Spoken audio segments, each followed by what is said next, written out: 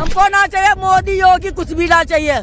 ये सारे फ्रॉड है, फ्रॉड। मोदी जी आ रहे हैं 24 में। हाँ, तो मोदी जी क्या करने आ रहे हैं यहाँ पे? इसने सबकी जिंदगी खराब नरक कर रखी है। ये सबको बेवकूफ बना रहा, ये सारे हिंदू मुसलमान कर रहे हैं। तलाक का कानून, अभी औरत के साथ क्या हो रहा भाई? अरे मंदिर चाचा बन रहा है। अरे मंदिर के छोड़ो ने, मंदिर खाने के लिए दे देगा क्या? हिंदू राष्ट्र मोदी जी बना लेंगे।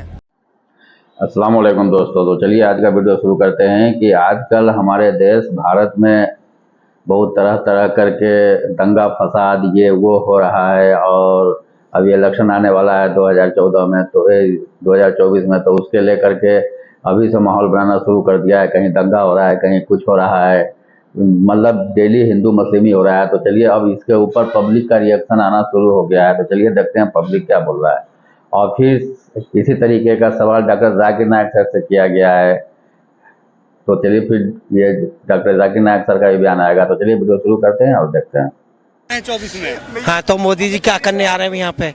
क्यों आ रहे हैं? बार प्रधानमंत्री बनेंगे मोदी? नहीं बनेगा ना। क्यों नहीं बनेगा? क्यों? उसने सबकी जिंदगी खराब नरक कर रखी है। क्या नरक कर रखी? जिंदगी में क्या नरक नहीं कर रखा? उसने हर चीज नरक कर रखी है। गरीबों के लिए क्या कर रखा है? लोग सुरक्षित हो गए हैं। नहीं हुए ना, परेशान है। पूरी दुनिया में मोदी जी का डंका बज रहा है। वो बेमतलब का बज रहा है। उससे योगी जी अच्छे हैं मगर मोदी जी बेकार है। लोग मोदी कर रहे हैं। हाँ, मोदी जी नहीं आने चाहिए। मोदी जी की वजह से आप जिंदा हैं। लोग मोदी की वजह से दुनिया मर रही है, समझ गए? सड़क पे दुनिया आ गई। परेशानी होगी, 2-4 परेशानी आप बता दीजिए मोदी जी। आप 2-4 परेशानी बता दीजिए ना। क्या आपका नोटबंदी होगा, आपका फलाना बंदी होगा, आपका उसकी माँ की बंद हो गई। तो नोट दिलवर हुसैन जी, क्या मोदी जी बढ़िया काम कर रहे हैं? नहीं, वो तो आप लोग देख ही रहा है कैसे काम कर रहा है।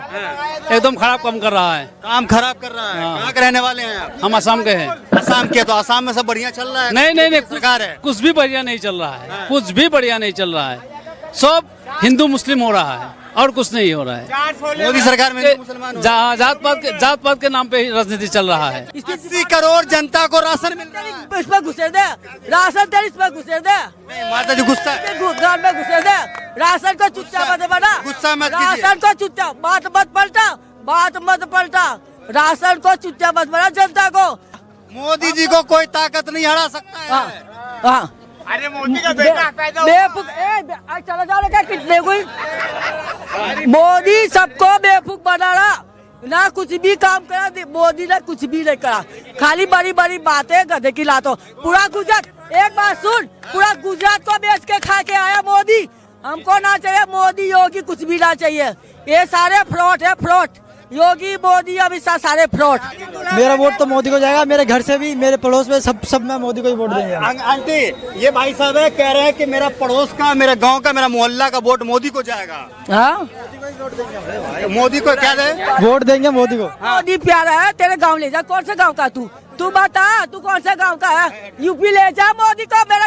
मेरा गुजरात में नहीं चाहिए। आपको खुशी नहीं है मंदिर? क्या खुशी? क्या ये सारे हिंदू मुसलमान कर रहे हैं। हिंदू को बोलते हैं मुसलमान है, हिंदू मुसलमान। ये पंडितों का घर भर रहा, पंडितों का भला का, उसका बड़ टैक्स लगाएगा, पता? इसका टिकट लगाएगा। मोदी जी 370 हटा दिए थे। तलाक का कानून, तलाक अभी औरत के साथ क्या हो रहा भाई? ये लड़कियों के साथ क्या हो रहा? ये होटलों चल रही, गेस्ट हाउस चल रहा। मोदी जी आ रहे हैं 24 में, या मोदी जी झूठ बोलते हैं? झूठ बोलते हैं, बहुत झूठ बोलते हैं वो। हाँ, क्या झूठ बोले हैं मोदी? बहुत झूठ बोलते हैं। जो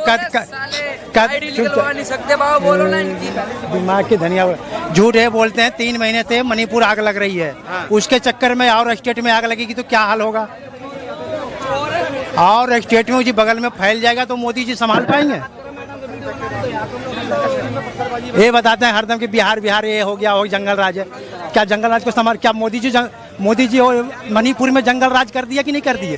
कि साला 3 महीने में हमारा मणिपुर जल गया है। 1993-94 में जब जल रहा था तब कहाँ थे?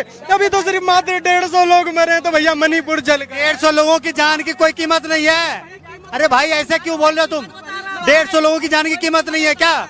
वही कीमत गिनवा रहा हूँ भाई। तुम यार मजाक उड़ा रहे हो भाई। 1800 लोग मरे भाई सुनो, शर्म आनी चाहिए तुम्हें।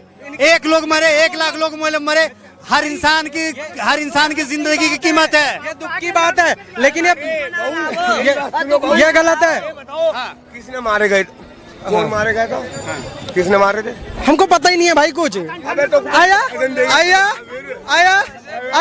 आया आया आया तुम फंस गए तो गूंगा बन गए। आया आया अरे मंदिर उंदिर चाचा बन रहा है। अरे मंदिर के छोड़ो ने, मंदिर खाने के लिए दे देगा। मंदिर 50 को बना दे, क्या हम नहीं करेंगे तो क्या रोटी मुंह में दे देगा? राम मंदिर नहीं बन रहा है। अरे राम मंदिर बन रहा था, राम मंदिर बन रहा, क्या रोटी दे देगा कोई? हाथ से नहीं डोलाएंगे तो क्या तोड़ के मुंह में चला? हम रखते हैं हाथ। पहले काहे न बना? काहे नहीं बना? इतना दिन से क्यों नहीं बना? नहीं बना, इतना दिन से बनने वाला, जिस दिन बनना है वो दिन बन गया। बस जिसको करना है राम मंदिर घोषे और रोटी मिल जाए, तो हम बताते हैं इस बात को। हिंदू सुरक्षित हो गए मोदी जी के राज में? कुछ नहीं हुआ है। कौन बोला है नहीं हुआ है? हम बोल रहे हैं नहीं हुआ है। आज दिल्ली में सुरक्षित जब बता रहे हैं, रोज 2-4 को मर्डर दिखाऊं, क्या हिंदू राष्ट्र मोदी जी बना लेंगे? 7 जन्म में नहीं बनाएंगे। बन जाएगा। मेरा नाम सतीश सिंह है। डॉक्टर जाकिर नाइक साहब, मैं 2 दिन से आपकी तकरीर सुन रहा हूँ। आपके तकरीर में मेरे समझ में ये आ रहा है कि कुरान में सबसे ज़्यादा इंसानियत है। मेरा सवाल ये है कि दुनिया में हम जो प्रैक्टिकली दुनिया में देख रहे हैं, ये मुस्लिम ही ज़्यादा सबसे आतंकवादी है, और जो मासूम लोगों की हत्या कर रहे हैं, तो इंसानियत कहाँ है? माशाल्लाह, भाई साहब ने 2 दिन तकरीर सुनी और उसे यकीन हो गया क्या कुरान में सबसे ज्यादा इंसानियत है। माशाल्लाह, उसके मुबारक देता हूँ। लेकिन सवाल अहम है, सवाल गलत नहीं, आपका सवाल सही है। सवाल है कि हम देख रहे हैं मुसलमान ही आतंकवादी है। ये झगड़ा फसाद, मुसलमान फंडामेंटलिस्ट है, मुसलमान टेररिस्ट है, आतंकवादी है। जब हम कुरान पढ़ते हैं तो हमें इसका इज़हार होता है। लेकिन ये है क्यों गलतफहमी, जिस तरीके से मीडिया गलतफहमियां फैलाती है, हम उसको इग्नोरेंस में, अनजाने में मान लेते हैं। टेररिस्ट के मानी क्या है? मैं कहता हूं हर मुसलमान टेररिस्ट होना चाहिए, आतंकवादी होना चाहिए। आतंकवादी की मानी क्या है तो समझ लो। टेररिस्ट उसे कहते हैं जो इंसान दूसरे इंसान के दिल में टेरर पैदा करता है। अगर कोई चोर पुलिस को देख रहा है तो उसके दिल में टेरर आता है, खौफ आता है। उस चोर के लिए पुलिस टेररिस्ट है। इस तरीके से हर मुसलमान, कोई भी एंटी सोशल एलिमेंट मुसलमानों को देखता है, उसके दिल में खौफ आना ही चाहिए। अगर कोई चोर मुसलमान को देखता है, कोई बलात्कार करने वाला मुसलमान को देखता है, कोई भी एंटी सोशल एलिमेंट मुसलमान को देखता है, उसके दिल में खौफ होना ही चाहिए। कुरान मजीद में अल्लाह ताला फरमाते हैं सूरह अनफाल में, सूरह नंबर 8 आयत नंबर 60 में, खौफ पैदा करो उन लोगों के दिल में जो लोग एंटी सोशल है, जो हक को इनकार करते हैं, उनके दिल में खौफ डालो। लेकिन सवाल यह है कि कई बार एक शख्स एक काम करता है, उसे 2 लक़ब दिए जाते हैं। मिसाल के तौर पे हिंदुस्तान 60-70 साल के पहले अंग्रेज हम पर हुकूमत करते थे, कई साल किया।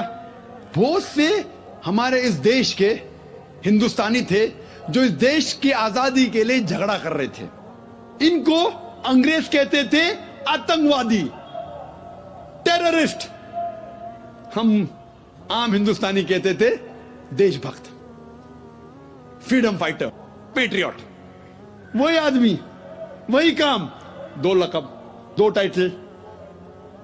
अगर आप अंग्रेज की बात मानते हैं, अंग्रेज कहते हैं हमें इस देश पे हुकूमत करने का हक है।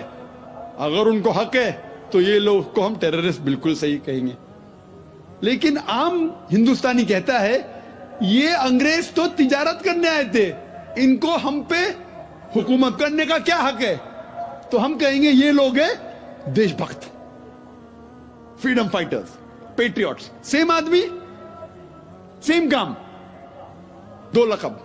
वही आदमी, वही काम, 2 लक़ब। अगर आप अंग्रेज की बात को मानते हैं कि अंग्रेज को हक है इस देश पे हुकूमत करने का, हम मानेंगे कि वो आतंकवादी है, चाहे वो भगत सिंह हो या।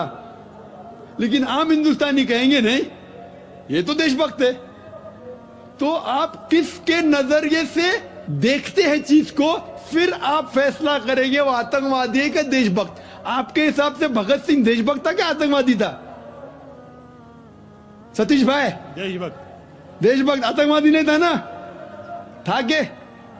भगत सिंह देशभक्त था कि आतंकवादी था? देशभक्त देशभक्त। हाँ, मैं भी समझता हूँ देशभक्त था। हम अंग्रेज की बात को नहीं मानते। तो जब अंग्रेज टेलीविजन पे कहते, CNN BBC पे, कि मुसलमान आतंकवादी, आप क्यों मानते? सवाल वो नहीं है। मेरा जो सवाल था, आता हूँ, मेरा पूरा जवाब मुकम्मल नहीं हुआ। जवाब मुकम्मल होगा फिर आपको मौका दूंगा मैं